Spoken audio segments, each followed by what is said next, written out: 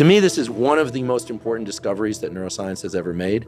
There's a brain structure called the anterior mid-cingulate cortex. But what's interesting about this brain area is there are now a lot of data in humans showing that when people do something they don't want to do, like add 3 hours of exercise per day or per week, or when people who are trying to diet and lose weight resist eating something. Right.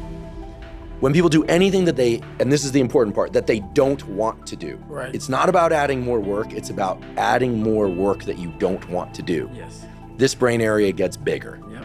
Now here's what's especially interesting about this brain area to me. The anterior mid-cingulate cortex is smaller in obese people. It gets bigger when they diet. It's larger in athletes. It's especially large or grows larger in people that see themselves as challenged and overcome some challenge. Right. And in people that live a very long time, this area keeps its size. In many ways, scientists are starting to think of the anterior mid-cingulate cortex not just as one of the seats of willpower, Right. but perhaps actually the seat of the will to live. All the data point to the fact that we can build this area up, Yep.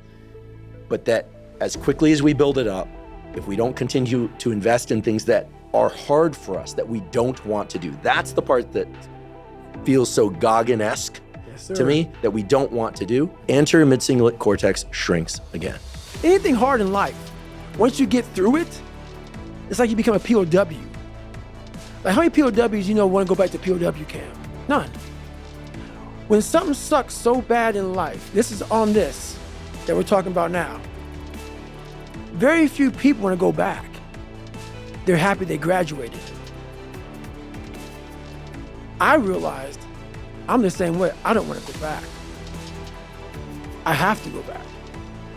I must go back. Because that is exactly where all the knowledge of my life exists, was back there, and what you're exactly talking about. Well, I didn't know anything about this, but how I grew a will was constantly doing these things. To now, it's just life. I wake up, while it still sucks, it's just life. You don't sit back and like, oh my God, like I have days I don't want to do it, but I know I'm going to do it. But the suck part, the being haunted, the stick, it's the suck part that grows this anterior mid-cingulate cortex. You find it in the suck, and you find it repeatedly in the suck, to the point where you know exactly who you are. Most people are missing something because they don't know who they are. They never examine themselves. They've never done this experiment on themselves. The lab rat, we're all lab rats, but you're also the scientist. You create your own self. Most people are missing something because there's so much trapped in there. I don't even want to say potential. I think that's a word used out too much too. There's so much in you that God or whoever the hell you believe in, or if you're an atheist, in you, that you have not unlocked.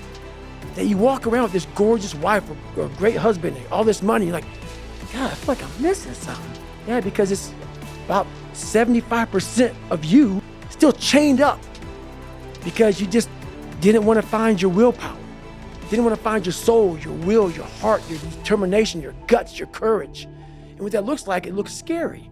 There's no hacks, bro. It's you against you. You against you. And if you misunderstand that, you have a real problem.